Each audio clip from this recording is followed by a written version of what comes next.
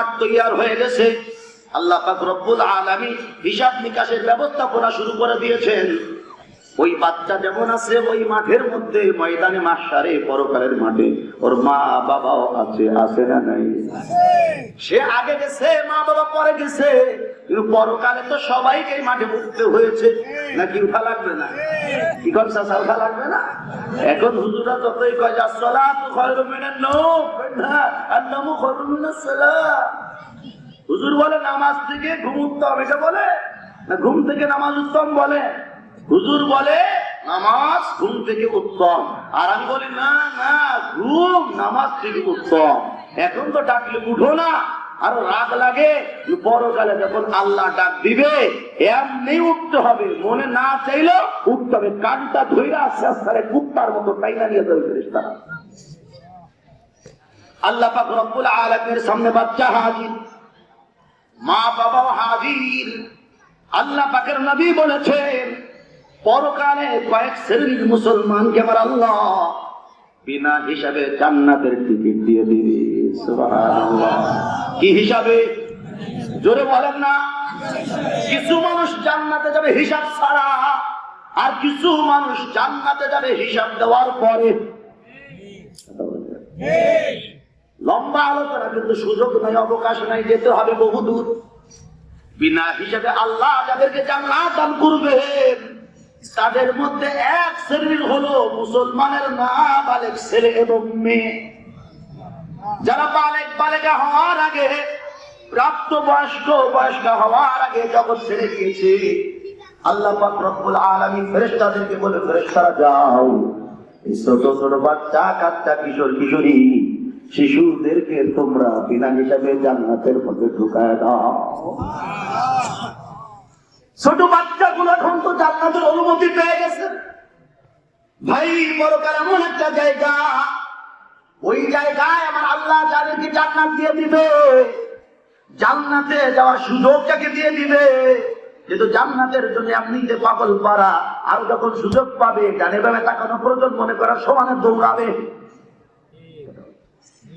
ছোট বাচ্চাগুলো জান্নাতের দিকে দৌড়ানোর কথা, কিন্তু বাচ্চাগুলো দৌড়াবে না, কিয়ামতের মাঠের মধ্যে দাঁড়ায় থাকবে। ফেরেশতারা জিজ্ঞাসা করবে, ও অমুক তমুক, কেন তোমরা জান্নাতে যাও না? আল্লাহ তো তোমাদেরকে জান্নাতে যাওয়ার অনুমতি দিয়ে দিয়েছেন। বাচ্চারা তখন বলবে, ফেরেশতারা আল্লাহ পাকের কাছে একটু বলুন, আমরা ততক্ষণ আল্লাহ পাকের জান্নাতে যাব না, ততক্ষণ আমি জান্নাতে যাব না, যতক্ষণ আমার মা আমার বাবাকে জান্নাত না দেওয়া হবে, ততক্ষণ তো আমি আল্লাহ পাকের জান্নাতে যাব না। এই যে দাঁড়ায় রইলাম, আল্লাহ পাকের কাছে তারা সুপারিশ করবে, আল্লাহ যেই মা আর বাবার কারণে দুনিয়ার আলো বাতাসের মুখ দেখলাম, যদিও সেটা মাত্র 1 মিনিটের জন্য, মাত্র ছিল মা আর বাবা, কথা বলেন ঠিক না? ওই মা আর বাবাকে জান্নাতে না নেওয়া পর্যন্ত আমরা জান্নাতে যাব না। আল্লাহ পাকের নবী বলেন, এখন এই সুপারিশ গ্রহণ করবে আল্লাহ তখন যখন মা বাবার মধ্যে 2টা গুণ পাওয়া যাবে। কয়টা? জোরে জোরে। 2টা গুণ নিয়ে যখন মা বাবা দুনিয়া ছাড়বে, 1 নাম্বার গুণ হলো সন্তান যখন মারা যাবে তখন এমন কোন বাক্য, কোন শব্দ ব্যবহার করা যাবে না যে শব্দ বাক্য ব্যবহার করলে আল্লাহ বেজার হয়ে যায়। কিছু মানুষ আছে সন্তান মারা গেলে তখন সবর করতে পারে না, ধৈর্য ধারণ করতে পারে না, কন্ট্রোল করতে পারে না, আল্লাহ পাকের নামে গালাগালিও করে। মাদারীপুরের মানুষ করে না, আমার বাড়ি ফরিদপুর, আমাদের দেশের মানুষ করে। গালাগালি মানে আফসোস করে বলে, আল্লাহ পাশের বাড়ি আব্দুল সামাদ ভাই 10-10টা ছেলে মেয়ে, 5টা ছেলে 5টা মেয়ে, 5টা ছেলের একটা যদি মরে যেত তাও 4টা থাকতো, বংশের আলো বাতি জ্বালাইতো, বংশের প্রদীপ হইতো, বংশ বৃদ্ধি হইতো। আর আমাকে 12 বছর পরে দিয়েছো মাত্র একটা, সেটাও নিয়ে গেলাম। এ কেমন বিচার? এই নাকি তোমার বিচার? আল্লাহ পাক বিচারের পরে তার অবজেকশন আসে, কথা বলেন।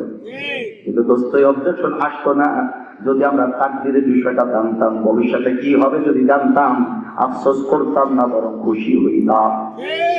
হাদিসের এই জায়গার ব্যাখ্যা এমনও আছে যে আল্লাহ যে ছোট্ট সন্তানদেরকে নিয়ে যায়, আপনাকে আমাকে সান্ত্বনা দেওয়ার জন্য হাদিসের ভাষায় ব্যাখ্যা করা হয়েছে এক নম্বর হতে পারে যে আল্লাহ জানেন আমার বান্দা পরকালের মামলায় আটকে যাবে, জান্নাতে যাওয়ার কোনো রাস্তা হবে না, তার দুই একটা ছোট্ট বাচ্চাকে আমি নিয়ে যাই, ওই বাচ্চাকে তার পক্ষে সুপারিশকারী বানাবো, ওর সুপারিশ গ্রহণ করে মা বাবাকে আমি জান্নাতে পৌঁছাই।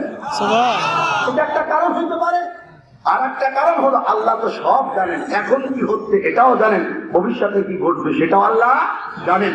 আমার ছোট্ট সোনামণি যাকে আমি উম্মা উম্মা আদর করছি, বুকে জড়াচ্ছি, আদর করছি, বুকে জড়াচ্ছি, হাজার কষ্ট করে তার মুখের মধ্যে এক লোকমা খাবার তুলে দেওয়ার জন্য তার মা যেন ভালো দুধের ব্যবস্থা তাকে করতে পারে, সুষম খাবার মাকে খাওয়াচ্ছি, মাকে ঠান্ডা লাগতে দিচ্ছি না, বাচ্চার নিউমোনিয়া হবে, ঠান্ডা লাগে, কি বলে ঠিক না?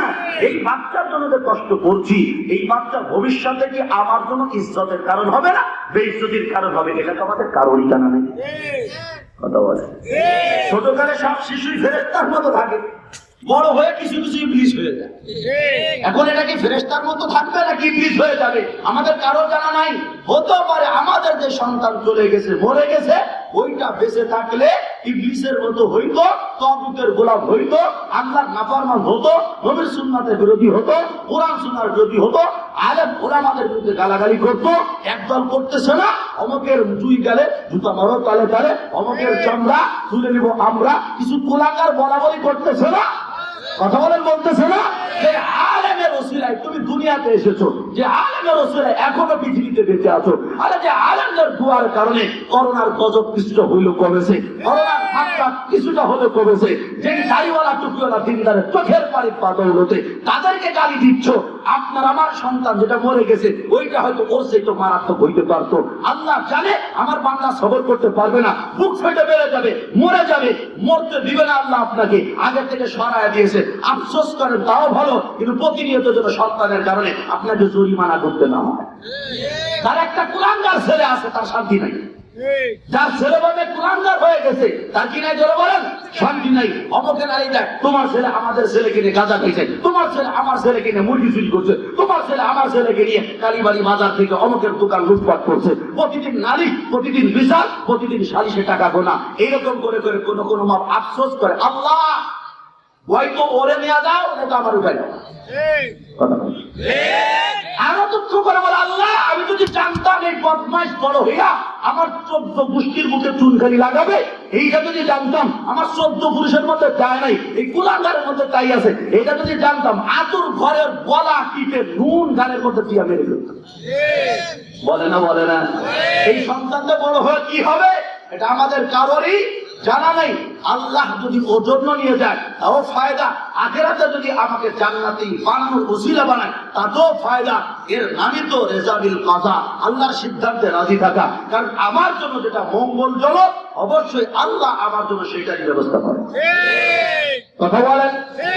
আল্লাহ পাকের নবী বলেন, ছোট্ট বাচ্চারা যখন আল্লাহ পাক রব্বুল আলামিনের কাছে আকুতি মিনতি করবে, ফরিয়াদ করবে, শাফাআত করবে, আল্লাহ পাক রব্বুল আলামিন ওই ছোট্ট নাবালিগ বাচ্চা বাচ্চির সুপারিশ কবুল করে মা বাবাকেও জান্নাতি বানিয়ে দিবে। সুবহান। এক নম্বর শর্ত হলো সন্তান মারা গেলে বেসবর হওয়া যাবে না। সন্তান মরে গেলে সবর করতে হবে, ধৈর্য ধারণ করতে হবে, চোখ দিয়ে পানি পড়বে, অন্তর ফেটে যাবে, কিন্তু জবান দিয়ে কখনো বকওয়াস করা যাবে না, আল্লাহ পাকের নামে কোনো গালাগালি করা যাবে না, আমার ঈমান আকীদা বিরোধী কোনো কথা বলা যাবে না, যেই কথা বলে আমার আল্লাহ বেজার হয়ে যায়, অসন্তুষ্ট হয়ে যায়, এমন কোনো কথা জবান দিয়ে ব্যবহার করা যাবে না। তাহলে এক নম্বর শর্ত হলো সন্তান মারা গেলে সবর করতে হবে। কি সবর? দুই নম্বর হলো আপনার আমার ইন্তেকাল যখন হবে তখন কিন্তু ঈমানের দৌলতটা নিয়ে মরতে হবে। কি নিয়ে মরতে হবে বলেন? ঈমান। ঈমান ছাড়া যদি কেউ মারা যায়, একজন ব্যক্তির ঈমান নাই, দুনিয়ার সব আছে এমন লোকটাও যদি মারা যায়, পরকালে জান্নাত বাড়ির কাছে, জান্নাতের ঘেরানো কোনদিন সে পাবে?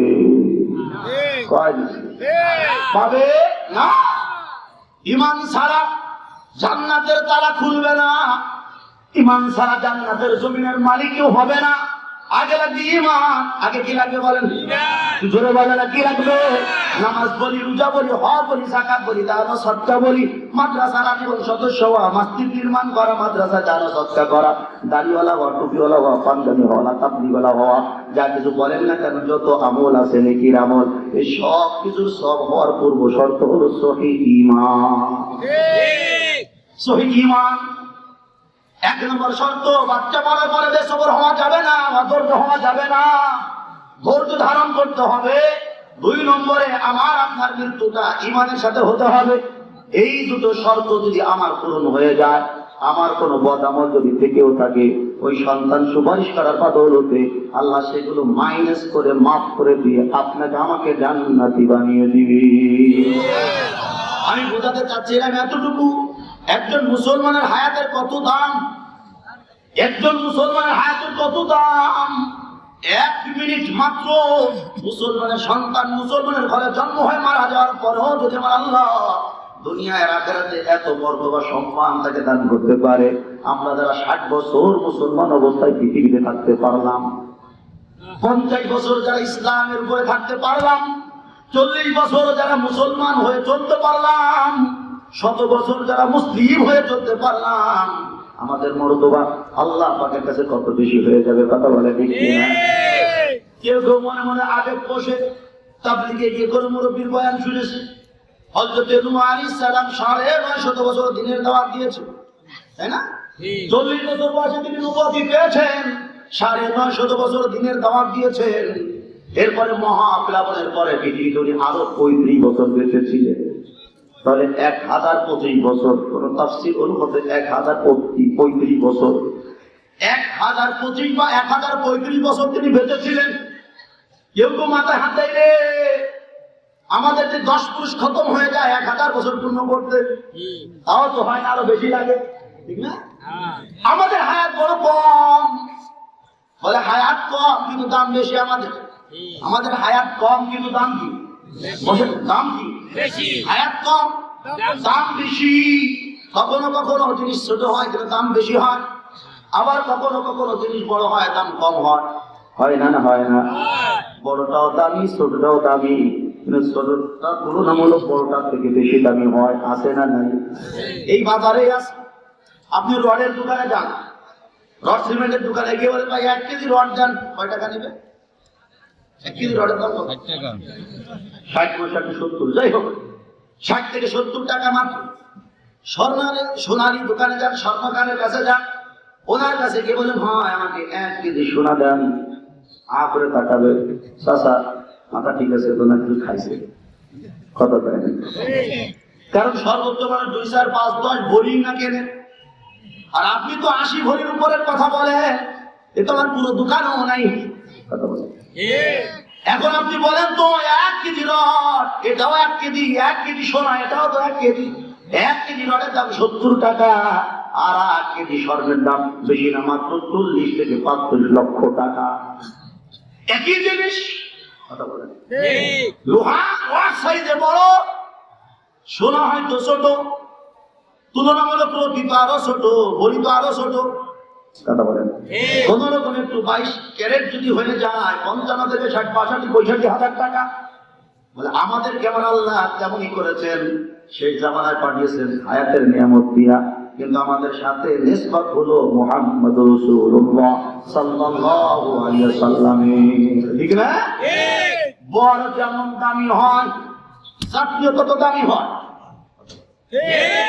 প্রধানমন্ত্রীর সাথে যদি একজন সাধারণ মানুষ আসে, মন্ত্রীর চাইতে তার সম্মান বেশি হয়ে যায়। কারণ হলো এটা প্রধানমন্ত্রীর সাথে আসছে, প্রধানমন্ত্রীর সাথে আসার কারণে ওই বরাবর দাম পায়। কত শুনছেন না? সরকারি চাকরি করে, তার বাড়ি যদি কুত্তাও থাকে তার একটা ভাব আলাদা। সরকারি বাড়ি কুত্তা, মুসলমান বরের কারণে যেমন যাত্রীর দাম বেড়ে যায়, আমার দাম না, আপনার দাম নাই, আমরা গুনাহগার। কিন্তু আমাদের নবী তো সরওয়ারে কায়নাত মুহাম্মদুর রাসূলুল্লাহ সাল্লাল্লাহু আলাইহি ওয়াসাল্লাম, ওনার দামের কারণে আমাদেরও দাম। আর আমাদের নবীর দাম যে কত তা তো আমার বলার সময় না, নিজেরাই বুঝে নেন। যেই নবী মুহাম্মদুর রাসূলুল্লাহ সাল্লাল্লাহু আলাইহি ওয়াসাল্লাম পরকালের এমন এক বাদশা, আল্লাহ পাকের পরে তাকে আল্লাহ সবচেয়ে বড় মর্যাদার বানাবেন। দুনিয়ার মধ্যে যখন সাইয়্যিদুল মুরসালিন, সমস্ত নবীদের সরদার সবচেয়ে দামি, পরকালে আমার নবী সবচেয়ে দামি, ওনাকে আল্লাহ মাকামে মাহমুদ দান করবেন। কথা বলে ঠিক কি না? লাওয়ায়ে হামদ প্রশংসার একটি ঝান্ডা থাকবে, ওই ঝান্ডা আমার নবীর হাতে থাকবে। কার হাতে?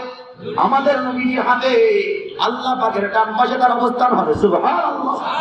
আল্লাহ পাকের নবী যতক্ষণ সুপারিশ না করবেন, আল্লাহ পাক বিচারের ব্যবস্থাপনা শুরু করবেন না। আল্লাহ পাকের নবী মুহাম্মদ রাসূলুল্লাহ সাল্লাল্লাহু আলাইহি সাল্লাম যতক্ষণ নাকি জান্নাতে না যাবেন, ততক্ষণ অন্য নবীরা জান্নাতে যেতেও পারবে না। আমরা আমাদের নবী সহ আগে জান্নাতে যাব, এরপরে অন্য নবী তার উম্মত নিয়ে জান্নাতে যাবে। কথা বলি ঠিক কিনা? সরওয়ারে কায়নাত মুহাম্মদ রাসূলুল্লাহ সাল্লাল্লাহু আলাইহি সাল্লামের উম্মত হওয়ার কারণে আমাদের দামটা কত বাড়ছে 2-5 মিনিট একটু শুনেন। আল্লাহ পাকের নবী মুহাম্মদ রাসূলুল্লাহ সাল্লাল্লাহু আলাইহি সাল্লাম বসে আছেন, পাশেই বসেছিলেন হযরত ওমর রাদিয়াল্লাহু তাআলা। হঠাৎ করে জিবরিল আলাইহিস সালাম এসে বলেন, ইয়া রাসূলুল্লাহ, ইয়া হাবিবাল্লাহ, আল্লাহ পাক রব্বুল আলামিন আপনার জন্য একটা মস্ত বড় সংবাদ দিয়েছেন উম্মতের ব্যাপারে। নবীজি বলেন, তাড়াতাড়ি বলো। কারণ নবীজি আলাইহিস সালাম উম্মতের ব্যাপারে যা কিছু আসুক শোনার জন্য বেচাইন অস্থির থাকতেন। নবীজির দিলের মধ্যে একই কথা, একই জল্পনা, একই কল্পনা, উম্মত উম্মত উম্মত উম্মতি উম্মতি। নবীজি বলেন, বলো। জিবরিল আলাইহিস সালাম বলেন, ইয়া রাসূলুল্লাহ, ইয়া হাবিবাল্লাহ, আল্লাহ পাক আমাকে বলেছে আপনার উম্মতের মধ্য থেকে 70,000-এর বিশাল একটা উম্মতকে আল্লাহ পাক পরকালে বিনা হিসাবে জান্নাতি বানিয়ে দিবেন। নবীজি শুনেছেন কিন্তু অতটা খুশি হন নাই। মুখটা একটু মলিন, চিন্তার কারণে চিন্তার ভাঁজ পড়ে গিয়েছে কপালে। আল্লাহ পাকের নবী একটু ফিকির করে দেখলেন, আমার সাহাবাদের সংখ্যায় তো লাখের উপরে। 70,000 যদি হয়, সাহাবাদের দেখে তো প্রথম পর্যায়ে অনেকে বাদ পড়ে যাবে, বিনা হিসেবে যেতে পারবে না। পাশেই ছিলেন উমরে ফারুক রাদিয়াল্লাহু তাআলা। উমরে ফারুক রাদিয়াল্লাহু তাআলা বলেন, নবীজি কি হয়েছে বলেন না। নবীজি যখন খুলে বলেছেন, তখন ওমর রাদিয়াল্লাহু তাআলা একটু বলতেছেন, ইয়া রাসূলুল্লাহ, ইয়া হাবিবাল্লাহ, আপনি একটু আল্লাহকে বলেন, দরখাস্ত করেন, নিবেদন করেন, আল্লাহ সংখ্যাটা কম একটু বাড়ায় দেন। আপনি বললে আল্লাহ দিয়ে দেবেন, কারণ আপনি হলেন একমাত্র আল্লাহ পাকের হাবিব। হাবিবুল্লাহ, এই গুণ আল্লাহ কাউকে দান করেন নাই, এই লকাও আল্লাহ কাউকে দান করেন নাই। আল্লাহর হাবিব একমাত্র কে? মুহাম্মদ রাসূলুল্লাহ সাল্লাল্লাহু আলাইহি সাল্লাম। আর যে দোস্ত হয়, দোস্তকে দোস্ত কিছু বললে দোস্ত ফেলাতে পারে না, আপনি বললে কবুল হয়ে যাবে। সুবহানাল্লাহ। ওমর রাদিয়াল্লাহু তাআলা দরদি হয়েছেন আমাদের জন্য, ঠিক না? আচ্ছা বলেন তো, ওমর রাদিয়াল্লাহু তাআলা যে দরদ, ওই দরদ আমাদের জন্য বেশি না আমার নবীজির দরদ আপনার আমার জন্য বেশি? জোরে বলেন না, কষ্ট যান। একটু খেয়াল করেন, সারা পৃথিবীতে সমস্ত মানুষ মিলে আপনাকে আমাকে যতটা মহব্বত না করে, আপনার আমার জন্য যত দরদ না দেখায়, তার থেকে বেশি মহব্বত আপনার আমাকে আমাদের নবীজি করেন, কোনো সন্দেহ নেই। আল্লাহ পাকের নবী বলে, ওমর, আমি তো তোর কাছে করেই দিয়েছি। যখন আমি 70,000-এর সংখ্যার কথা শুনেছি, আমি জিবরিল আলাইহিস সালামকে বলেছি, জিবরিল যাও আল্লাহ পাকের কাছে বলো আপনার হাবিব বলেছেন সংখ্যাটা একটু বাড়ায় দিতে হবে। সুবহানাল্লাহ, সংখ্যাটা একটু বাড়ায় দিতে হবে। জিবরিল আলাইহিস সালাম আল্লাহ পাকের কাছে যখন বলেছেন বাড়ায় দেওয়ার কথা, আল্লাহ পাক বলেন, ঠিক আছে আমি বাড়ায় দিলাম। একটা সংখ্যা আল্লাহ বলেছেন, ধরে নেন 70,000। নবীজি তা তো আরো চার। আল্লাহ আরো বাড়ান। কত বাড়াতাম? বলে, আল্লাহ আপনার শান মান অনুযায়ী আপনি বাড়ান। আপনি যেমন বড় বাড়াবেন সেমন বড় করে আপনি বাড়ান। সংখ্যা বলে না, কিন্তু কথা যা বলছে তাতে বহুত বড় হয়ে গেছে। আমি বললাম, সভাপতি সাহেব, মাদ্রাসার জন্য কিছু দরকার, কিছু দেন। কত দিতাম? বলে, আমি আর কি বলবো, আপনি তো ভালো জানেন, আপনার সামর্থ্যের মধ্যে এতটা দিবেন, আমার আমার চাওয়া না লাগে। সভাপতি সাহেব মাথা চলে বলে, এমন কাছে ফেলেছি হুজুর, কম দিল ইজ্জতের ব্যাপার। সংখ্যা বলে দিলে একটা ব্যাপার হইতো, যা বলতো তার একটু কম দিয়া দিতাম। হুজুরও বুঝতো যে যা পাওয়া যায় তা পাওয়া যায় না। এখন তো আমার কাছে ফেলাই বড় বিপদে ফেলাই দিল, এমন একটা ব্যাপার হয় আমাদের জন্য। আল্লাহ পাক রব্বুল আলামিন বুঝছেন আমার নবীর মানুষা। আল্লাহ পাক রব্বুল আলামিন বলে, হাবিব কত বড় আপনি খুশি হবেন আমি জানি না, তবে আমি এমন দেওয়া দেব এরপরে আপনারা চাহিদা থাকবে না। ওয়ালা সাওফা ইউতিকা রাব্বুকা ফাতারদা, ওয়ালা সাওফা ইউতিকা রাব্বুকা ফাতারদা। অতি সত্তর আপনার রব আপনাকে এমন দেওয়া দেবে যাতে খুশি হয়ে যাবেন। এমন দেওয়া দিয়েছেন আল্লাহ। আল্লাহ বলেন দোস্ত আপনার যে 70,000 আমি বলেছি সংখ্যা সেটাই থাক, তবে একটু বোনাস দিয়ে দিই। বোনাস কিছু লোক আছে বাজারে মাছ কিনতে গেলে হুজুর বাধা 100 টাকা 1 পয়সা কম হবে না, পরদিনে 2 টাকা দিয়ে দিবনি। নাই নাকি বাজারে মাছ কিনতে গেলে পুঁটি মাছের ভাগ 100 টাকা, মানে 100 টাকায় দিতে হবে। আপনার খাতিরে আমি আরো কিছু মাছ দিয়ে দেবো খাওয়ার জন্য, টাকা একটাও কম হবে না। আল্লাহ বলেন 70,000 ওইটাই থাক, তবে বোনাস দিয়ে দেই। এই 70,000-এর একজন করে যখন জান্নাতে যাবে, আমি আল্লাহ পাক রব্বুল আলামিন প্রত্যেকের সাথে আরো 70,000 কে বিনা হিসাবে জান্নাতি বানায়া দিব। সুবহানাল্লাহ। জোরে কও সুবহানাল্লাহ। আপনার পানি আসছে তাই না? এইবার হয় কারণ সংখ্যা তো 400 কোটি পার হয়ে গেছে। কথা বলে ঠিক। আসল কথা কি জানেন?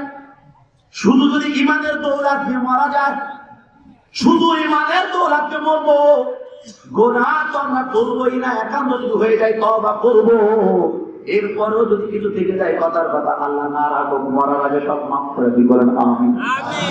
কিন্তু ইমানের দৌলত যদি হাসিল হয়, অবশ্যই একদিন নবীজির শাফাতের মাধ্যমে আমরা জান্নাতে যাবই যাব, কোনো সন্দেহ নাই। কিন্তু লাগবে ঈমান। কি লাগবে জোরে বল? ঈমান। ঈমানের দৌলতটা নিয়ে যেতে হবে। লক্ষ্য করে দেখেন, আমি যেটা বলতেছিলাম, হায়াত আমাদের কম কিন্তু মূল্য আমাদের বেশি। বলেন আপনারা তো সবে কদরের বয়ান প্রায় শুনেছেন, ওইটা আপনাদেরকে একটু স্মরণ করা দেই। প্রত্যেক মসজিদের প্রতি সবে বরাতে মানে সবে কদরের বয়ান এটা বলে সূরা কদরের শানে নজুল সম্পর্কে, অথবা কদরের ফজিলত বয়ান করতে গিয়ে অন্যান্য নবীদের লম্বা লম্বা হায়াত হতো, ঠিক না? নবী আলাইহিস সালামের সাহাবায়ে কেরামরা শুনে আহা কি লম্বা হায়াত। কেউ 70 বছর 80 বছর 100 বছর নফল ইবাদত বন্দেগী সারা রাত করেছে, দিনভর জিহাদ করেছে আর রোজা রেখেছে। আমাদের হায়াত মাত্র 70 বছর 60 বছর। বড় হইতে বালে হইতে চলে যায় 10-15 বছর। এরপরে খাইতে পায়খানা প্রস্রাব করতে ঘুমাতে বাকি সব চলে যায় 60 বছরের মধ্যে মাত্র 10 থেকে 12 বছর মাত্র টেকে। কথা বলা ইবাদত করার সময় তো বড় কম। আল্লাহ পাক রব্বুল আলামিন বলে, আল্লাহ পাক কি বলেছেন শুনো নাই? লাইলাতুল কদরি খায়রুম মিন আলফি শাহর। একটা মাত্র রাত আল্লাহ ইবাদত বন্দেগী যদি তার সন্তুষ্টি অনুযায়ী করা যায়, আল্লাহ পাক এত নেকি দান করবে 1000 মাসের চাইতেও অনেক গুণ উত্তম। 1000 মাস না, কিন্তু ফিক্সড না, ন্যূনতম সবচেয়ে নিম্ন হলো কত মাস? 1000 মাস। 83 বছর 4 মাস। তার মানে খয়রের মধ্যে যে কত আছে, এক মুহাদ্দিস আর এক মুফাসসিরে হাদিস এর মাথা হাতে যেগুলো আছে, এই আয়াতের মাথা হাতে যে আলোচনা আছে, সে যা বলছে মাথা খারাপ করা তাফসীর। মাথা খারাপ করা তাফসীর মানে বল হিসাব করেন, এক রাত সমান 1000 মাস। কথা বুঝতেছেন? 1000 মাস সমান 83 বছর 4 মাস। তাহলে 83 বছর, 83 বছর। প্রত্যেক বছরে আবার আরেকটা করে তাহলে লাইলাতুল কদর আসবে। তাহলে এই 83 বছর আবার 83টা লাইলাতুল কদর। প্রত্যেকটার আবার 1000 মাস, আবার 83। ওই 83 আবার 1 মাস, 1 রাত, আবার 83। এরকম যদি গুনতে যান, পৃথিবী সব কম্পিউটার নিয়ে বসলেও গুণ হবে না। কথা বলা খায়রুম মিন আলফি শাহর। 1000 মাসের চেয়েও অনেক উত্তম প্রতিদান আল্লাহ দিবে। হায়াত কম কিন্তু মান বেশি, হায়াত কম কিন্তু মূল্য বেশি। কথা বলা ঠিক। আল্লাহ পাক রব্বুল আলামিন সেই নিয়ামত আমাদেরকে দিয়েছেন, এখনো যারা বেঁচে আছে এই নিয়ামতের মধ্যে আছি। এই যে বড় একটা মাহফিলে আমি আপনি আসলাম, যারা মরে গেছে তারা কয়জন আসছে দেখেন, আশপাশে আসছে দেখেন না, চাচা দাদা যারা মরে গেছে সবাই দেন আসছে, আসছে আসে নাই? তাহলে আপনারা পারবেন? আপনারা মরার পরে এই ওয়াজে আসতে পারবেন? আরে বলেন, আসতে পারবেন? এখানে যে আসছেন, এখানে আসা থেকে নেকি টেকি হয় নাই? এই যে বসে বসে আসেন, এতে কি নেকি হচ্ছে না? মাঝে মাঝে হা না যে বলেন, আওয়াজ দেন, এতে কি নেকি হয় না? মাঝে মাঝে যে সুবহানাল্লাহ, আলহামদুলিল্লাহ, লা ইলাহা ইল্লাল্লাহ, আল্লাহু আকবার বলেন, এই কি নেকি হয় না? আপনি যে সাল্লাল্লাহু আলাইহি ওয়াসাল্লাম দুরূদ শরীফ পড়েন, এটাতে কি নেকি হয় না? আপনি যে ইস্তিগফার করেন, এর দ্বারা কি গুনাহ মাফ হয় না? নিশ্চিত হয়। বলে আপনি বেঁচে আছেন, বিধায় না মাহফিল আসতে বসে, মরে গেলে তাই মাহফিল পাইতেন না। গত বছরে মাহফিল অনেকে ছিল, তার দুর্ভাগ্য দেখেন আজকে নাই। আবার এবছর এখন যারা ওয়াজে আছে, আগামী বছর হয়তো অনেকে ওয়াজে থাকবে না। এই যে বেঁচে আছি, এই জন্য নাকি সুযোগ পাচ্ছি। কথা বলেন, হায়াতের যে মূল্য, এটা তো তখন দাঁড়াবে যখন আমি এই হায়াত পেয়ে এর দ্বারা আমি নেকি কাজ করব। আল্লাহ আমাদেরকে মহব্বতের সাথে বলেন, গোলাম আমি তোমাদেরকে কসম করে একটা কথা বলি, সময়ের কসম করে একটা কথা বলি, যা ভাবো আর তা ভাবো, ভাবনাটা কিন্তু ঠিক না মোটেও। আমার কথা ফাইনাল কথা, আমার সিদ্ধান্ত হলো শেষ সিদ্ধান্ত। শোনো, ইন্নাল ইনসানা লাফী খুসর, নিশ্চয় সমস্ত মানুষ, নিশ্চয় সমস্ত মানুষ, আল ইনসান, এই যে ইনসান শব্দের শুরুতে আলিফ লাম, আল আল আল মানে সমস্ত, এই সমস্তর মধ্যে কারা কারা আছে? যারা কৃষক আর শ্রমিক শুধু তারাই আছে, ধনীরা নাই, তাই তো? যারা নিম্ন বংশের তারা আছে, বড় বংশের মানুষগুলো এর মধ্যে নাই। আল্লাহ বলেন সমস্ত মানুষ অবশ্যই ক্ষতির মধ্যে আছে, ছোট হোক বড় হোক, ধনী হোক গরিব হোক, দেশি প্রবাসী, ক্ষমতাসীন ক্ষমতা ছাড়া, বিল্ডিংওয়ালা তালুওয়ালা গাছওয়ালা, সবাই ক্ষতির মধ্যে আছে। বড় ভয়ের কথা না? এমনিতে যদি আমিও বলি চাচা খুব সমস্যা, দেশের অবস্থা মোটেই ভালো না, একটু যদি আরো গভীর করে বলি, অনেকের ভয় লাগবে না? দেশের অবস্থা আসলে ভালো না, চাচা ভালো না তো, চতুর্দিকে ঝামেলা চলতেছে, আসলেও তো ভালো। এই কথাটুকুর কারণে আপনার গুরুত্ব আসছে যে আসলেই দেশের অবস্থা ভালো। একটা ভয়, একটা আতঙ্ক, আমার কথা সত্য হতে পারে, মিথ্যা হতে পারে, অনেকে ভয় দেওয়ার জন্য পরিবেশ তৈরি করে, কথা বলেন। কিন্তু ইন্নাল ইনসানা লাফী খুসর, এই কথাকে আমি বলেছি না, আল্লাহ বলেছেন। আল্লাহ বলেন সমস্ত মানুষ ভয়ের ক্ষতির মধ্যে আছে, সমস্ত মানুষ অবশ্যই ক্ষতিগ্রস্ততার মধ্যে আছে। ভয় এসে গেছে, আতঙ্ক এসে গেছে সবার দিলে। আল্লাহ এবার আমাদেরকে সান্ত্বনা দেওয়ার জন্য, মনকে শক্তিশালী করার জন্য বলে ভয় নাই, ভয় নাই গোলাম, ভয় নাই। সমস্ত বলেছে মানে সমস্ত নারী, এই সমস্ত মানুষের মধ্যে একটা ব্যতিক্রমী দল আছে, ওই দলের মানুষগুলো ক্ষতির মধ্যে নাই। সুবহানাল্লাহ। এখন মনের মধ্যে জানার একটা আগ্রহ আসছে না?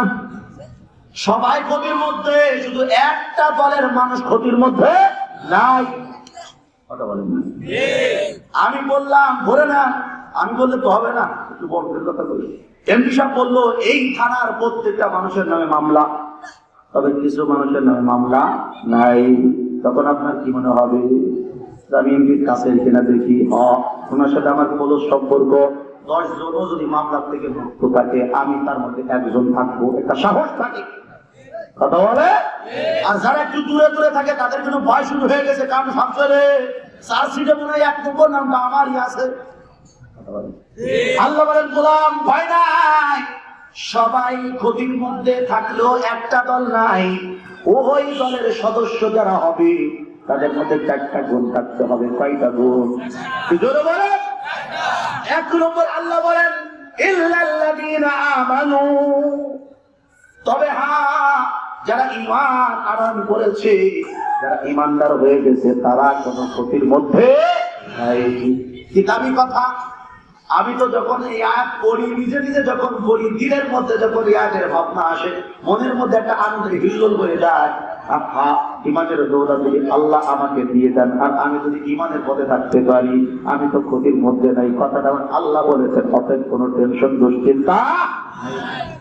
কত বড় দামি কথা! একজন মানুষ কোটিপতি শিল্পপতি মান নাই, ও ক্ষতির মধ্যে আছে। একজন মানুষ বিশাল বড় ক্ষমতার অধিকারী, জো বাইডেনের সমান ক্ষমতা তার, পুতিনের সমান ক্ষমতা তার, চা বেচনেওয়ালা মোদির সমান ক্ষমতা তার, আরো বড় বড় ক্ষমতা ধর। এইভাবে করে বিশাল বড় পাওয়ার তার, বিশাল কণ্ঠ তার, খুব সুন্দর চেহারা তার, লক্ষ লক্ষ কোটি কোটি মানুষ তার কথায় কোটে আর বসে, কিন্তু তার দিলের মধ্যে ঈমান নাই। কি নাই? ঈমান নাই। আল্লাহ বলেন তারা ক্ষতির মধ্যে আছে, তবে ঈমানের দৌলত যাদের আছে তারা ক্ষতির মধ্যে না। এখন একটু ভালো লাগার দরকার, কি না? আমি চাষা, আমি দিনমজুর, আমি শ্রমিক, আমি রাখাল, আমি পরের ক্ষেতে কৃষি কাজ করি, আমি কারোর ক্ষতি করি না, আমি শিরকি করি না, আমি কুফরি করি না, আমি বেদাতি কাজ করি না, জানা অবস্থায় মানুষের ক্ষতি করি না, আল্লাহ পাকের কোনো নাফরমানি করি না, কোরআন হাদিসের বিরুদ্ধে কোনো বক্তব্য দেই না, শরীয়তের বিরুদ্ধে কখনো বক্তব্য দেই না, আল্লাহ রাসূলের পক্ষে যারা তাদের বিপক্ষে কখনো অবস্থান নেই না, মাদ্রাসার বিরুদ্ধে কথা বলি না, মসজিদের বিরুদ্ধে কথা বলি না, দাড়িওয়ালা টুপিওয়ালা হক্কারি যারা তাদের বিরুদ্ধে কখনো আমি কথা বলি না। আমি যদিও দুনিয়াবী দৃষ্টিকোণ থেকে কিচ্ছুই না, কিন্তু আমার দিলের মধ্যে ঈমানের দৌলত আছে। আল্লাহ বলেছে তুমি ক্ষতির মধ্যে নাই, এর থেকে বড় সার্টিফিকেট আর কিসের দরকার? কথা বলে ঈমান লাগবে। ঈমান জোরে বলেন কি লাগবে? কেমন ঈমান? যে ঈমান ভেজালে ভরা, যে ঈমান সকালে আসে সন্ধ্যায় চলে যায়, যে ঈমান সন্ধ্যায় থেকে সকালে চলে যায়, ওই ঈমান লাগবে। যে ঈমান আনছি তো আনছি, মৃত্যু বস্তু থাকবে, কখনোই যে ঈমান মরিচা পড়বে না, যে ঈমান কখনো পরিবর্তন হবে না, যে ঈমান এক সেকেন্ডের জন্য আমার কলব থেকে যাবে না। দিন যত যাবে ঈমান তত বাড়বে, সময় যত যাবে ঈমান তত বাড়বে। হকের পক্ষে থাকার কারণে যত জুলুম আইবে, যত বাধা আইবে, আমি ঈমানের পথে আরো অবিচল হব, এমন একটা ঈমান লাগবে। কথা বলেন ঠিক ঠিক না? আমি সব ছাড়তে পারি, ঈমান ছাড়তে পারি না। আমি মা ছাড়তে পারি, ঈমান ছাড়তে পারি না। বাবা ছাড়তে পারি, ঈমান ছাড়তে পারি না। সংসার ছাড়তে পারি, ঈমান ছাড়তে পারি না। বিবি ছাড়তে পারি, ঈমান ছাড়তে পারি না। ছেলেমেয়ে ছাড়তে পারি, ঈমান ছাড়তে পারি না। বংশ ছাড়তে পারি, ঈমান ছাড়তে পারি না। এলাকা ছাড়তে পারি, ঈমান ছাড়তে পারি না। দল ত্যাগ করতে পারি, ঈমান ত্যাগ করতে পারি না। রাষ্ট্র ত্যাগ করতে পারি, ঈমান ত্যাগ করতে পারি না। এমন ঈমান আমার লাগবে। ঈমান সবার আগে। কথা বলে ঈমান সবার আগে। আগে ঈমান, এরপরে রাষ্ট্র, আগে ঈমান, এরপরে দল, আগে ঈমান, এরপরে মার্কা, আগে ঈমান, এরপরে নেত্রী, আগে ঈমান, এরপরে নেতা, আগে ঈমান, এরপরে বাবা, আগে ঈমান, এরপরে বন্ধু। ঈমান লাগবে, কিচ্ছু নাই। এমন একটা ঈমান লাগবে না? লাগবে না? আমাদের বাংলাদেশে ঈমান হলো পরে, দল হলো আগে। আমাদের বাংলাদেশে ঈমান হলো পরে, মার্কা হলো আগে। আমাদের বাংলাদেশে ঈমান হলো পরে, বন্ধু বান্ধব হলো আগে, নেতা হলো আগে। নেতা আপনি যা খান, হুজুর দেবে কেন? লাভবাই বলছি, তার মানে কি আমরা হুজুরে দল করি নাকি? দল করি আপনার, আপনি যা বলেন ওইটাই ফাইনাল সিদ্ধান্ত। এমন কিছু লোক আছে না? নেই? বাপের বেটা যদি হন, আসল ইমানদার যদি হন, এখানেও যা বলবেন, সেখানেও যা বলবেন, মাহফিলে যা বলবেন, বাইরে গিয়ে তা বলবেন, মসজিদে যা বলবেন, মাঠেও তা বলবেন, চায়ের দোকানে তা বলবেন, ইমানের রং সবসময় এক থাকবে। কথা বলেন গিরগিটির মতো কখনো রং পরিবর্তন করবেন না। গিরগিটি ছিলেন টিকটিকি টিকটিকি টিকটিকি বলছেন, আরে জেটি টিকটিকির মতো, জেটির মতো, কাকড়াশের মতো, গিরগিটির মতো রং পরিবর্তন করা যাবে না। যেই কাছে যাব সেই রং ধরবো, এমন হওয়া যাবে না। ইমানের একটা স্বতন্ত্র রং আছে, যেই রঙের সাথে কোনো রং মেলে না। কথা বলে ঠিক ঠিক না? ইমান আগে। ইমান কি করে বলেন? আগে। আমাদের ইমান আমাদের শিক্ষা দেয় লা ইলাহা ইল্লাল্লাহ, আল্লাহ ছাড়া কোনো মাবুদ নেই। ইবাদত বলতে যা বুঝি, সমস্ত ইবাদত পাওয়ার উপযুক্ত একমাত্র কে? আল্লাহ। লা ইলাহা ইল্লাল্লাহ, আল্লাহ ছাড়া কোনো মাবুদ নেই, আল্লাহ ছাড়া কোনো ইলাহ নেই। আল্লাহ ছাড়া যা আছে সব হলো মাখলুক। এই না বয়ান? আল্লাহ ছাড়া যা আছে সব কি? মাখলুক। আর মাখলুক কখনো ইবাদত পায় না, ইবাদত পায় খালি যিনি আমাদেরকে সৃষ্টি করেছেন। আর আমাদেরকে সৃষ্টি করেছেন কে? আল্লাহ। আমার কথা দ্বারা, আমার কাজের দ্বারা, আমার অর্থের দ্বারা ইবাদত করতে যা হয়, এর একটাও কোনো মানুষ, কোনো পৃথিবীর কোনো বস্তু পাবে না। ইবাদত পাবে কে? আল্লাহ। সাজদা তাহলে আল্লাহ পাবে না পীর সাহেব পাবে? একটু জোরে জোরে তাই না? সাজদাটাকে আল্লাহকে দেবো না পীর সাহেবকে দেবো? সাজদাকে আল্লাহকে দেবো না কবরের মধ্যে দেবো?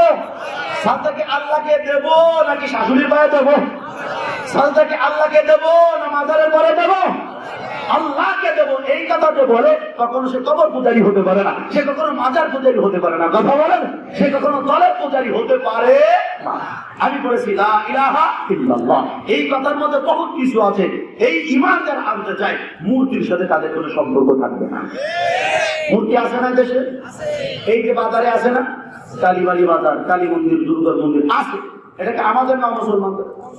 কথা বলতে হবে, অমুসলমানদের, অন্য ধর্মের, তারা তাদের ধর্ম পালন করে, নির্বিঘ্নে করতে থাকো, তারা পূজা করে ঢোল পিঠা পিঠা। কিন্তু আমি যে মুসলমান লা ইলাহা ইল্লাল্লাহ বলি, ওই মূর্তির পূজার সাথে আমার কোনো সম্পর্ক নেই। আমি যদি মুসলমান দাবি করি আমি দুর্গা পূজা করতে পারবো না, কথা বলেন। আমি যদি প্রকৃত মুসলমান হতে চাই আমি কখনো কাত্তলিক শ্যামা পূজা করতে পারবো না, সরস্বতী পূজা করতে পারবো না, ওই মন্দিরে গিয়ে কখনোই আমি সেবা দিতে পারবো না, কখনো গিয়ে ওখানে মানত বাঁধতে পারবো না, কখনো গিয়ে কথা মনে করবো না যে এদের ক্ষমতা আছে। একটু যদি দিনের মধ্যে আসছে সাথে সাথে ঈমান শেষ। আমাদের বাংলাদেশের মানুষের ঈমান হলো বিশাল শক্তিশালী, হাজারো অকাম করলে ঈমান যায় না। পূজা করবে, নাড়ু খাবে, প্রসাদ খাবে, মন্দিরে যাবে, উদ্বোধন করবে, আরো কত কত কথা কয় না, এত মজবুত ঈমান মোটেই যায় না। হুজুর লিস্টিনটা তৈরি গালাই করতে হবে একদম সেরকম হাই ফাই 7 ইয়া। কেন বলছে সে কথা? থানভী রহমাতুল্লাহ আলাইহি এক ঘটনা আছে কিতাবের মধ্যে। উনার আমলে এক মহিলা আর এক মহিলার বলে, এই তুই কি ঈমানদার, কি নামাজ কালাম পড়িস, তোরে দেখি যে প্রত্যেক ওয়াক্তে ওযু করিস, এত কোন কোন ওযু করিস। আমি 40 বছর আগে ওযু করছি, সেই ওযুটা এখন নামাজ পড়ি। বাপরে বাপ, কি ওযু ওযু চাচা, 40 বছরের মধ্যে তার ওযু একবার ভাঙে না।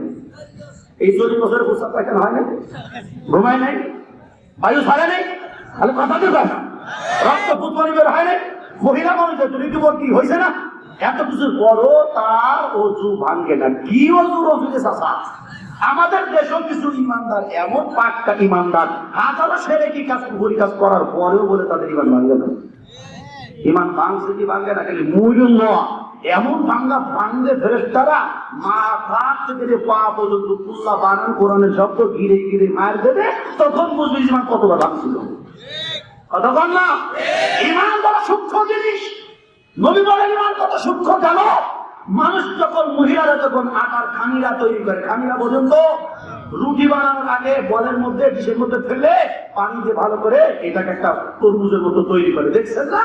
ওইটা মধ্যে কখনো কখনো পুরুষের চুল পড়ে, কখনো কখনো মহিলার চুল পড়ে, পরে কিন্তু পরে, আরে পরে তো ওই চুল যদি আস্তে করে টান দিয়ে বের করে নিয়ে যাওয়া হয়, আস্তে করে 2-5 টিকা আটা কি হয়ে যায়, মিশে যায়, বুঝাও যায় না যে একটু আগে আটার ফাঁকার মধ্যে কি ছিল, চুল ছিল।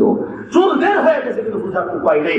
তোমার আমার বডির থেকে, তোমার আমার জবানের কথার দ্বারা, তোমার আমার ইশারা ইঙ্গিতের দ্বারা, তোমার আমার লেখনির দ্বারা, তোমার আমার বলনির দ্বারা এই বডির থেকে ঈমান, এই কলবের থেকে ঈমান ওভাবে বের হয়ে যায়। তুমি আগের মানুষটা আগের মতোই থাকো, তুমি আগের দাড়িওয়ালা দাড়িওয়ালাই থাকো, আগের টুপিওয়ালা টুপিওয়ালাই থাকো, আরে আগের নামাজি নামাজি থাকো, মাঝখান থেকে তোমার ঈমান চলে যায়। ঈমান এত সূক্ষ্ম, ঈমান এত সূক্ষ্ম জিনিস, ঈমান যায় না এই কথা যারা বুঝে বলে আসলে তাদের বুঝটা কি নাই, ঠিক নয়। তাহলে ঈমান লাগবে না, লাগবে না? সেই ঈমানে শিরক নাই, যে ঈমানে কি না, ইসলামে কি মূর্তি পূজার কথা কোথাও আছে? কথা বলে, মূর্তি পূজার কথা আছে না মূর্তি ছাড়ার কথা আছে? মূর্তি ছাড়ার কথা আছে। বরং যদি কোন জায়গায় 70% ইসলামী রাষ্ট্র হয়, সে রাষ্ট্রে মূর্তি না রাখার কথা আছে। আমরা মুসলমান, এই দেশে আমরা যারা বসবাস করি, খুব খেয়াল করবেন, আবেগী না বাস্তবিক খেয়াল করবেন, শরিয়াতের দৃষ্টিকোণ থেকে কোন মন্দিরের কোন মূর্তি ভাঙ্গার অধিকার আপনার আমার জন্য নাই। কথা বুঝতে পারছেন? কোন মন্দিরের কোন মূর্তি ভাঙ্গার অধিকার আপনার আমার নাই। রাস্তার চতুর্দিকে যারা রাখা আছে ওগুলো ভাঙ্গার অধিকার আমার নেই, কারণ ওই ক্ষমতাও আমার নাই। কথা বলে না? আমার আছে জবান, আমার আছে কলম, এই কলমকে মূর্তিকে ঘৃণা করবো, আর এই জবানের মূর্তির বিরুদ্ধে বলবো। বলার দায়িত্ব আমার, ভাঙ্গার দায়িত্ব আমার। কথা বুঝতেছেন? যদি কেউ ভাঙে অপরাধী সে, যদি কেউ ভাঙে অপরাধী সে, ওর সাথে অন্যরা না।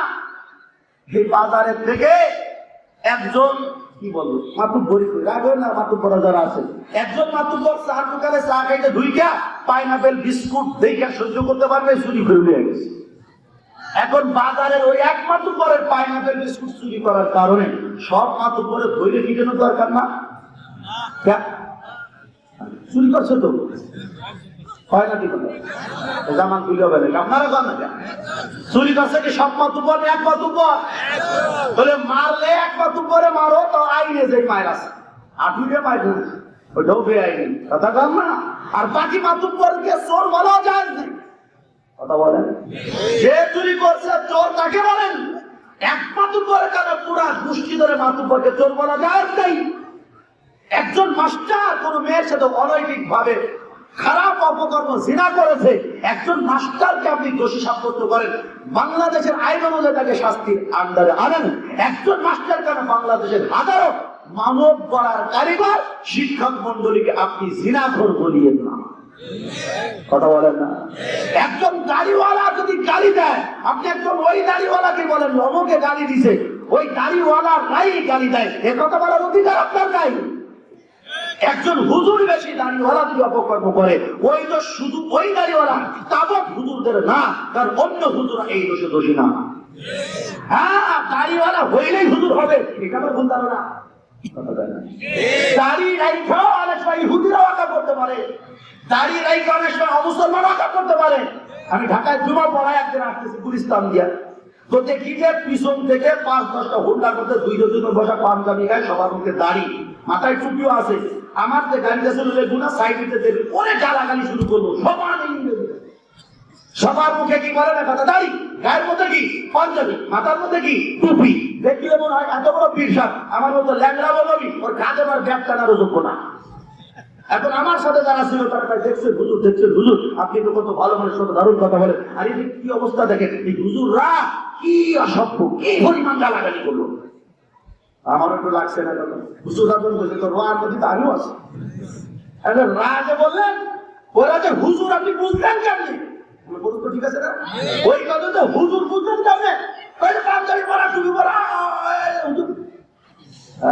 তুমি এরে হুজুর কর, তাহলে তুমি যদি রবীন্দ্রনাথ ঠাকুরের দেখতে, তুমি কথাটা মুজাদ্দেদে আলফে সালেহ, এ মানে সদস্য হুজুরের পরের খলিফা, এটা মানে হাজী শরীয়তুল্লাহ রহমাতুল্লাহ পরের পরবর্তী প্রজন্ম। হ্যাঁ, এটা মানে কিতুবীরের একজন, এইটা মানে খান কামালির একজন খাস খলিফা। তাই বুঝতা ইয়া দাড়ি ছিল, পাঞ্জাবি ধুতি পরবো।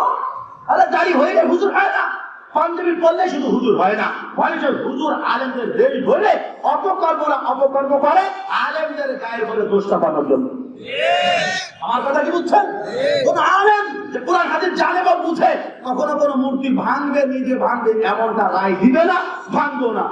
মূর্তি হারাম, ইসলামে নিষেধ, বক্তব্য দিতে পারবে। বাস্তব ইসলামে হারাম, নিষেধ, বক্তব্য দিতে পারবে। ব্যক্তির বিরুদ্ধে না, ব্যক্তির বিরুদ্ধে না, জিয়ার বিরুদ্ধে না, বঙ্গবন্ধুর বিরুদ্ধে না, কোন ব্যক্তির মূর্তির বিরুদ্ধে না, ওই জব্বার সালাম বরকতের বিরুদ্ধে না। আরে কথা বলেন না কেন? মধুসূদন গুপ্তের বিরুদ্ধে না, রবি ঠাকুরের বিরুদ্ধে না, কাজী নজরুলের বিরুদ্ধে না, জসিমউদ্দিনের বিরুদ্ধে না, সদস্যদের বিরুদ্ধে না, বক্তব্য হলো মূর্তির বিরুদ্ধে, কোন ব্যক্তির বিরুদ্ধে না। মুসলমান যে সে মূর্তি সমর্থন করতে পারে না, মুসলমান যে সে কখনো ভাস্কর্য সমর্থন করতে পারে না। এগুলো জোর করে ঠেকে নেওয়া, একটা জায়গায় নেওয়া, এটা বিয়াকল আর অজ্ঞানী কথা ছাড়া কিচ্ছু না। আমরা যারা মুসলমান এখানে আছি, এখানে সর্বদলীয় লোক আছেন, আমার জানা মতে সর্বদলীয় লোক আছেন। আপনারা বলেন তো, আমরা কেউ কি মনে প্রাণে মূর্তি ভাস্কর্য এটা বাংলাদেশে অনেক প্রতিষ্ঠিত হোক, এটা আমরা কেউ চাই? বলেন কেউ চান? আমরা মূর্তি চাই না, ভাস্কর্য চাই না। সরকার দ্রুত যা আছে এগুলো দূর করে দিক, নতুন করে কিছু প্রতিষ্ঠিত না করুন। এই দায়িত্ব সরকারের ঘাড়ে দিতে আপনাকে পুরো মত মারা দিই। তাহলে আমরা পুরো মতবাই বুঝি যে মূর্তি ভাস্কর্য এটা ইসলামের কোন অংশ, এর সাথে আমাদের কোন লেনা দেনা সম্পর্ক নেই। আমার দিল হলো লা ইলাহা ইল্লাল্লাহ ওয়ালা দিল, যে দিলের মধ্যে কোন মূর্তির হিন্দু বিসর্গ মহব্বত ভালোবাসা নাই। যারা রাখে সেটা তাদের ব্যাপার।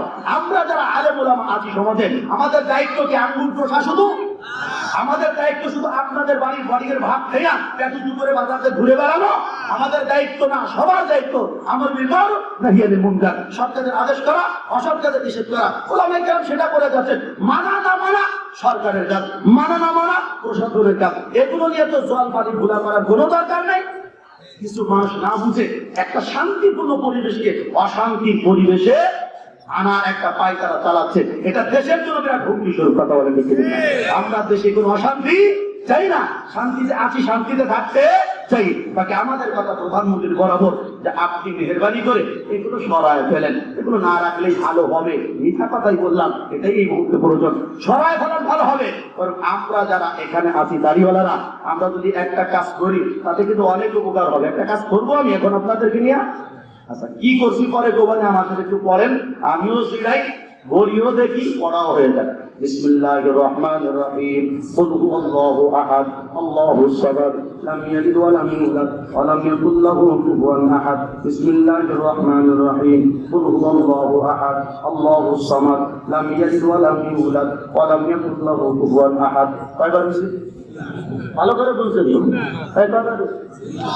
বিসমিল্লাহির রহমানির রহিম। কুল হুয়াল্লাহু আহাদ আল্লাহুস সামাদ লাম ইয়ালিদ ওয়া লাম ইউলাদ ওয়া লাম ইয়াকুল লাহু কুফুয়ান আহাদ। কয়বার বলছি? তিনবার সূরা ইখলাস পড়লে কি হয় জানো? ফজিলত কামেল দ্বারা কই বলে নামাজ আপনারা পড়েন। সবাই বলে না কেন? সূরা ইখলাস তিনবার পড়লে কি হয়? এক খতম কোরআনের সওয়াব হয়। কথা সহি তো?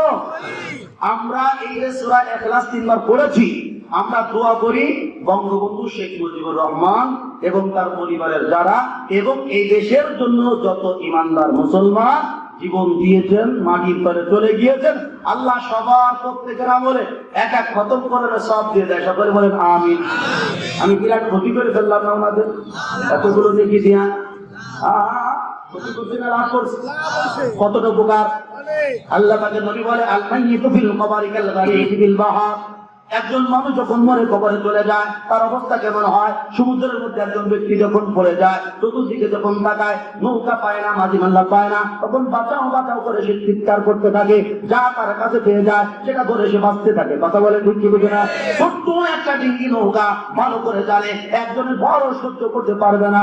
যতগুলো মানুষ এই মাটি পানির মধ্যে হাবুডুবু খাইতে থাকে, সবাই মিলে ডিঙ্গি নৌকা ধরে বাঁচার চেষ্টা করে, জানে বড় সহ্য হবে না। তারপরে চিন্তা করে যদি বেঁচে যায়, একটা কলা গাছ যদি বেঁচে যায় সেটার পরে ভরতে বাঁচার চেষ্টা করে, একটা আম পাতা যদি বেঁচে যায় তারপরে ভর দেয়, দেখি বাঁচতে পারি কিনা। আল্লাহ পাকের নবী বলে অমন্ত অবস্থায় একজন মাইয়িত কবরের মধ্যে থাকতে থাকে, ওই মুহূর্তে যদি কোনো ব্যক্তি পৃথিবীর বুক থেকে একটা নেকি তাকে ইনসালে সওয়াব করে দেয়, আল্লাহ পাকের কাছে যদি বলে আল্লাহ এই যে ভালো কাজ করলাম, এই যে নেকির কাজ করলাম, এই নেকিটা আমার মরহুম অমুককে দিয়ে দেন, আল্লাহ যদি সেই দান কবুল করে, ওই নেকি যদি কবুল করে, আল্লাহ যদি তার আমলনামায় যোগ করে দেয়, নবী আমার বলে একটা নেকি পাওয়ার পরে ওই মাইয়িত এত খুশি হয়, এত খুশি হয়, সারা জগৎ হাজিয়া দিয়ে দিলেও অত খুশি কখনো হতো না।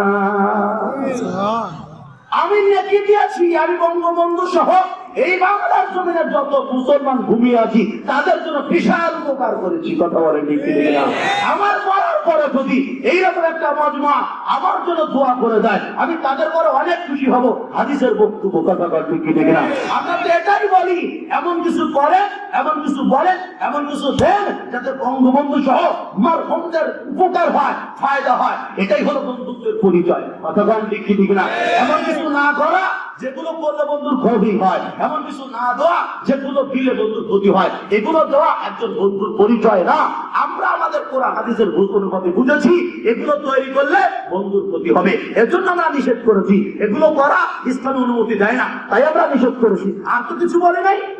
তাহলে এত আক্রোশ কেন আপনাদের আমাদের পরে? এত কেন বিরক্তি আমাদের পরে? আমরা কি একদম আপনাদের জন্য কিছুই করি না? আপনাদের কি এমনই মনে হয় যে বাংলাদেশটা শুধুই আপনার, আমার কিচ্ছু নয়? আপনার কি এমনই মনে হয় এই বাংলাদেশের জন্য আপনি কিছু করেন, আমরা দেশের জন্য কিছু করি না?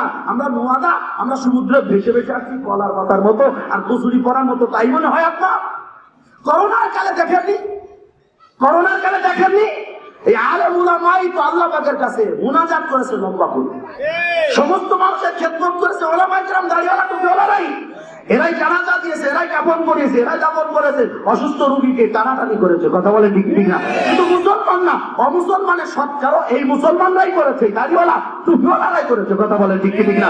মসজিদে মসজিদে প্রধানমন্ত্রীর পক্ষ থেকে চিঠি আসছে, যে চিঠি করে লেখা আসছে একটু সবাইকে নিয়ে দোয়া করুন যেন আল্লাহ পাক এই গজব বা বিপদ থেকে আমাদের উদ্ধার করে। দোয়া করানো হয় নাই? আমরা কি দোয়া করি না? আপনার জন্য করি না? দেশের জন্য করি না? সমাজের জন্য করি না।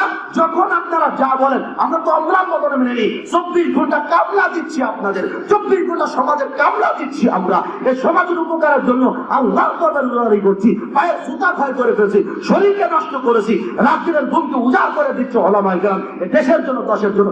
এরপরে যদি আপনার মনে হয় ওলামায়ে কেরাম দেশের শত্রু, ওলামায়ে কেরাম জাতির শত্রু, বলার কিছু নাই।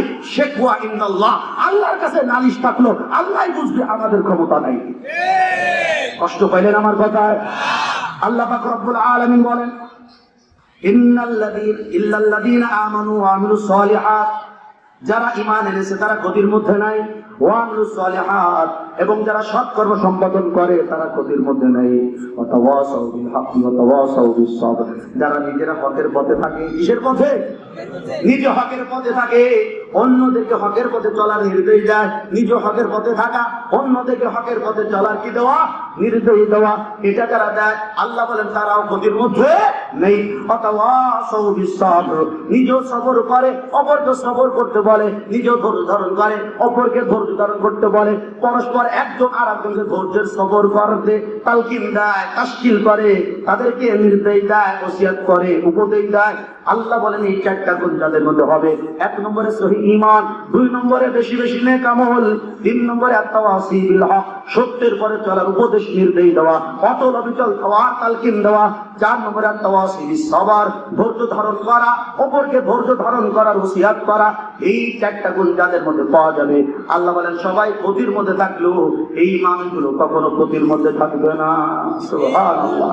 তাহলে এই 4 গুণের দরকার আছে না নাই? কার কার দরকার আছে? মাশাআল্লাহ। আল্লাহ আমাদেরকে 4 গুণওয়ালা বানায় দেয়, বলেন আমিন। এই 4 গুণ আপনার আমার মধ্যে যদি পয়দা করতে হয়, মেহনত করা লাগবে না? লাগবে না? বাড়িতে বসে থাকলে কি 4 গুণ অর্জন হবে? শুধুই যদি আমরা খালি মাহফিল দিতে থাকি তাতে কি গুণগুলো অর্জন হবে? এই মাহফিল বলেন, তাজকিয়া নফস বলেন, খানকা বলেন, দাওয়াত ও তাবলীগ বলেন, ইশাআতে দ্বীন বলেন, তাকলিবে দ্বীন বলেন, তালিমে দ্বীন বলেন, ইশাআতে দ্বীন বলেন, ইকামতে দ্বীন বলেন, যা কিছু বলেন, দ্বীনের যত শাখা, এই সবগুলো পরিচালিত হয় 2টা জায়গা থেকে। এক হলো মসজিদ আর এক হলো মাদ্রাসা। এক হলো মসজিদ আর এক হলো মাদ্রাসা। যতদিন পর্যন্ত মসজিদ এবং মাদ্রাসা সুরক্ষিত থাকবে, সুন্দরভাবে পরিচালিত হবে, ইনশাআল্লাহ বাতিল কখনো মাথা চাড়াতে উঠতে পারবে না। কখনোই বাতিল মাথা চাড়াতে উঠতে পারবে না। উঠলো ব্যাঙের ছাতার মতো হবে, 2 দিন মধ্যে শেষ হয়ে যাবে, টিকতে পারবে না। কথা বলেন? তাহলে মসজিদ মাদ্রাসা সুরক্ষিত করার দরকার আছে না নাই? মসজিদ মাদ্রাসাকে সুরক্ষিত করতে হয়, কয়েকটি কাজ আমাদেরকে করতে হবে। মসজিদ জিন্দা করতে হবে 5 ওয়াক্ত নামাজ দ্বারা, তালিম দ্বারা, তাজকিয়া দ্বারা, জিকির দ্বারা, কোরআন ভিত্তিক যে কার্যক্রম মসজিদের মাধ্যমে করতে বলা হয়েছে, আমর বিল মারুফ নাহি আনিল মুনকার, সব মসজিদের মাধ্যমে পরিচালিত করা। কথা বলেন ঠিক কিনা? জারবাতি দিলাম, বিশাল টাইলস লাগিয়ে দিলাম, 5 তলা বিল্ডিং বানিয়ে দিলাম, বিশাল সুদৃশ্য মিনার তৈরি করে দিলাম, এটা জিন্দা মসজিদ না। দেখতে পাচ্ছি জিন্দা, আসলে মুর্দা। জিন্দা মসজিদ সেইটা যেই মসজিদে আমল জিন্দা। কথা বলে ঠিক ঠিক না? মাদ্রাসা 2 নম্বরে, মাদ্রাসা তো ইলমের ফ্যাক্টরি, ইমানের পাওয়ার হাউস। এখান থেকে আলেম হয়, এখান থেকে হাফেজ হয়, এখান থেকে কারি হয়, এখান থেকে মুফতি মুহাদ্দিস হয়, এখান থেকে মুবাল্লিগ হয়, এখান থেকে মুজাক্কি হয়, এখান থেকে ইসলামের রাজনীতিবিদ তৈরি হয়। কথা বলেন? এই মাদ্রাসাকে যত বেশি মজবুত করা যায়, মজবুত হবে কয়েক জিনিসের দ্বারা। 1 নম্বর সবচেয়ে বেশি যেটা দরকার, চোখের পানি। চোখের পানি কি দরকার করে বলেন? আল্লাহ প্রতিষ্ঠান কবুল করেন, প্রতিষ্ঠানের সমস্ত হাজাত পূরণ করেন, বাইরের ভিতরের সমস্ত ষড়যন্ত্র থেকে দ্বীনি প্রতিষ্ঠানগুলো আপনি হেফাজত করেন। আল্লাহ এদেরকে সুস্থ রাখেন, এদেরকে সহিহ দ্বীন বুঝান এবং আমাদেরকে বুঝানোর তৌফিক দান করেন। এরকম চোখের পানি ফেলে দিয়ে দিয়ে মাদ্রাসাগুলোর জন্য দোয়া করার দরকার আছে না নেই? শামসুল্লাহ ফরিদপুর রহমাতুল্লাহ আলাইহি ওই চোখের পানি ফেলে দিয়ে গওহরডাঙ্গা মাদ্রাসাকে এমন ভাবে কবুল করিয়ে গিয়েছেন যে এখনো মাদ্রাসা সুন্দর মতো চলতেছে। আমাদের আশ্বাস এবং বিশ্বাস এমন পর্যন্ত চলবে, কারণ এই মাদ্রাসার পেছনে ওনার অনেক চোখের পানি আছে। তাহলে এই মাদ্রাসার জন্য চোখের পানি ফেলানোর দরকার আছে না নাই? একটু ফেলবো তো ইনশাআল্লাহ। 2 নম্বরে সন্তান মাদ্রাসায় দিতে হবে। কি দিতে হবে জোরে বলেন? সন্তান দিতে হবে, ছেলে মেয়েকে মাদ্রাসায় দিতে হবে।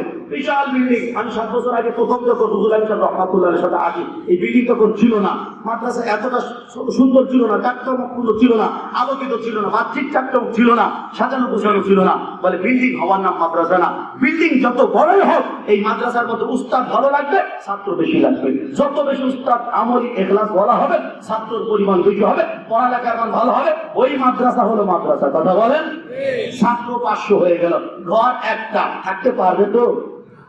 হ্যাঁ, ছাত্র 1000, মাসজিদের কাতারে দাঁড়াতে পারে 200, ওই মাসজিদে হবে তো না আরো লাগবে? এই তো মানুষ যখন বেড়ে যায়, ট্যাক্স যখন বাড়ে, খাবারও বেশি দেওয়া লাগে। আরে খাবার যখন বেশি দেওয়া লাগে তখন খরচও বেশি হয়, আর খরচ যখন বেশি করতে হয় আয়ও বাড়াতে হয়। আয় কোথায়? হুজুরদের চুরি করবেন আপনারা? সবাই মিলে দিতে হবে না? মাদ্রাসার ব্যাপারে যতটুকু আমি শুনেছি, মাদ্রাসা উন্নয়নমূলক অনেক কাজে ওরা হাত দিয়েছেন, ছাত্র অনেক বৃদ্ধি হয়েছে আলহামদুলিল্লাহ। যেই ভবনগুলো আমরা মাদ্রাসা দৃশ্যমান দেখতেছি, এই মাদ্রাসার এই বিল্ডিং এর মধ্যে ছাত্র সংকলন করা সম্ভব না, আরো বিল্ডিং এর দরকার। তো উস্তাদেরা চেষ্টা করবে, তারা তাদের কথা দিয়ে তাদের হাজাত যা আছে আপনাদের কাছেও বলবে, আল্লাহ পাকের কাছেও বলবে, মানুষের কাছে অন্তত অবস্থা জানানো তো সুন্নাত যে আমাদের এইটা লাগবে। ব্যবস্থা আল্লাহই করবে, যার দিল কবুল করবে সেই দিতে পারবে, আল্লাহ যার টাকা কবুল করবে সেই দিতে পারবে। দিতে মনে না চাইলো আল্লাহ যদি কবুল করে ঘুরে ঘুরে এসে দিয়ে যেতে হবে। গালাগালি করবে, টাকা দিবে, তাও দেওয়া লাগবে। টাকা দেওয়ার সময় 3 গালি দিবে, যাওয়ার সময় 3 গালি, টাকা দেওয়া লাগবে। আল্লাহ যদি কান ধরায় দেওয়া না দেওয়া পারা যায় না। আর কথা বলে না দেওয়া পারা যায় না। আল্লাহ যদি কবুল করে দেওয়া লাগবে। আমাদের একই না বিশ্বাস, দিনের প্রতিষ্ঠানের কাজ শুরু হয়েছে আর থেমে গেছে এমন কোন নজির নাই। প্রত্যেক আসে কে যায় আল্লাহ মাদক বান্দা অনেক বুঝতে পারে না। এই মাদ্রাসার ভবন নির্মাণ দরকার, আমাদের সবার সহযোগিতা দরকার।